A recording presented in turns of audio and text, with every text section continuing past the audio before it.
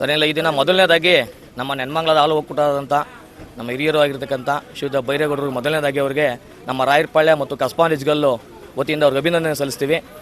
ವಿಶೇಷವಾಗಿ ಏನಪ್ಪ ಅಂದರೆ ನಾವು ಡೈರಿಯಲ್ಲಿ ನಾನು ಬುದ್ಧಿಗಣ್ಣಗೆ ಅಧ್ಯಕ್ಷ ಆದಾಗ ಯಾರೇ ಅಧ್ಯಕ್ಷ ಆಗಿರಲಿ ಒಂದು ನಮ್ಮೆಲ್ಲ ಕಾರ್ಯಕರ್ತರನ್ನ ಕರೆದು ನಿಮ್ಗೆ ಇಷ್ಟು ಬಂದೈತೆ ಅನುದಾನ ಐತೆ ಏನು ಮಾಡಿಸ್ಬೇಕು ಏನು ಅಂತ ಕೇಳಿದವರು ಮೊದಲನೇರು ಏನಾರ ಇದ್ರೆ ಅದು ಬೈರೇಗೌಡರು ಅಂತ ಹೇಳ್ತೀನಿ. ಯಾಕೆಂದರೆ ಇದು ಹಾಲು ಒಕ್ಕೂಟದ್ದು ಹಿಂದೆ ಯಾರಿಗೂ ಏನು ಮಾಹಿತಿ ಇರ್ತಿರಲಿಲ್ಲ. ಯಾರು ರೈತರಿಗಾಗಲಿ ಅಥವಾ ಊರಿನವ್ರಿಗಾಗಲಿ ಇಷ್ಟೆಲ್ಲ ಅನುದಾನ ಐತೆ ಬತ್ತೈತೆ ಇಷ್ಟು ಲಾಭ ಐತೆ ಅಂತ ಯಾರಿಗೂ ಸಹ ಗೊತ್ತಿರಲಿಲ್ಲ. ಅದನ್ನು ಸವಿಸ್ತಾರವಾಗಿ ಬರೀ ಒಂದು 6 ತಿಂಗಳಾಗಿರ್ಬೋದಲ್ಲ, 6 ತಿಂಗಳಲ್ಲಿ 10 ತಿಂಗಳಲ್ಲಿ ಏನು 16 ಕೋಟಿ ಲಾಸಲ್ಲಿತ್ತು KMF ನೆನ್ಮಂಗ್ಲ ಇದರಲ್ಲಿ. ಇವತ್ತು 65 ಕೋಟಿನ ಒಂದು ಲಾಭಕ್ಕೆ ತಂದಿದ್ದಾರೆ ಅಂತ ಯಾರಾದರೂ ಇದ್ದರೆ ಮೊದಲನೇದಾಗಿ ಇಡೀ ನಮ್ಮ ಬೆಂಗಳೂರು ಜಿಲ್ಲೆಯಲ್ಲಿ ಸಾಮಾನ್ಯ ನಮ್ಮ ಬೈರೇಗೌಡರು ಅಂತ ನಾವು ಹೇಳೋಕ್ಕೆ ಇಷ್ಟಪಡ್ತೀನಿ. ಅವ್ರಿಗೆ ನಮ್ಮೆಲ್ಲರೂ ಪರವಾಗಿ ಸಹ ಮೊದಲನೇದಾಗಿ ಅಭಿನಂದನೆ ಸಲ್ಲಿಸ್ತೀನಿ. ಸುಮ್ಮನೆ ಹಿಂದೆ ಇದ್ದವರೆಲ್ಲ ಇವಾಗ ರೈತರ ಬಗ್ಗೆ ಹೇಳ್ತಾ ಇರ್ತಾರೆ, ಭಾಷೆದಲ್ಲಿ ಹೇಳ್ತಾರೆ, ಅದನ್ನು ಯಾರೂ ಸಹ ಮಾಡಲ್ಲ. ಅದನ್ನೇನಾದರೂ ಕಾರ್ಯಗತ ಮಾಡ್ತಾ ಇದ್ರೆ ಅದು ನಮ್ಮ ಬೈರೇಗೌಡರು. ಯಾಕೆಂದರೆ KMF ಅಲ್ಲಿ ಇಷ್ಟೊಂದೆಲ್ಲ ಅನುದಾನ ನೋಡಿ. ನಾವು ಕೇಳ್ತಂಗೆ ನಮ್ಮ ಕಾರ್ಯಕರ್ತರನ್ನ ಕರೆದು ಏನು ಮಾಡಿಸ್ಬೇಕು ಅಂತ ಕೇಳಿದ್ರು.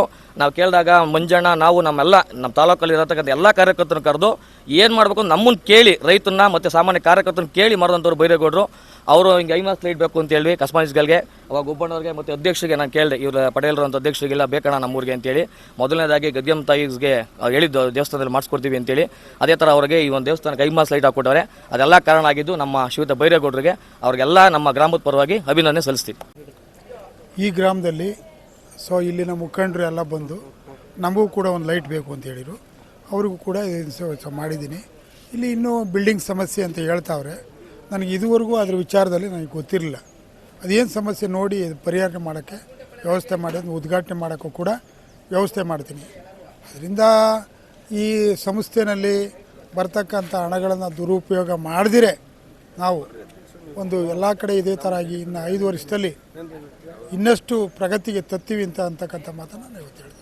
ನೀವು ಸಣ್ಣ ಆಗಬೇಕಲ್ವಾ? ಅದು ಒಂದು ಉತ್ತಮ ಆಹಾರದಿಂದ ಸಣ್ಣ ಆಗಬೇಕಲ್ವಾ? ಪ್ರತಿದಿನ ನಮ್ಮ ಜೀನಿ ಸ್ಲಿಮ್ನ ಯೂಸ್ ಮಾಡಿ ಯಾವುದೇ ಸೈಡ್ ಎಫೆಕ್ಟ್ ಇಲ್ದಂಗೆ ನೀವು ಸಣ್ಣ ಆಗ್ತೀರಾ.